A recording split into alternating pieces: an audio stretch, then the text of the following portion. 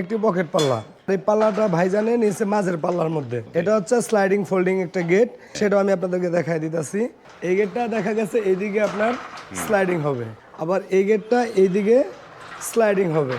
আবার চাইলে আপনি এই যে এইভাবে ফোল্ডিং করতে পারবেন। এই গেটের যার যতটুকু জায়গা প্রয়োজন সব সময়ের জন্য সে ততটুকু জায়গায় ব্যবহার, যদি আপনি এতটুকু জায়গা লাগে তাহলে আপনি এতটুকু দিয়ে ব্যবহার করতে পারবেন। আপনার যদি আরো বেশি জায়গা লাগে তখন আপনি কিন্তু চাইলে বেশি জায়গা নিয়ে এটা খুলতে পারবেন। এই গেটের উচ্চতাটা এবং পাশটা আমি বলে দিই প্রথমে।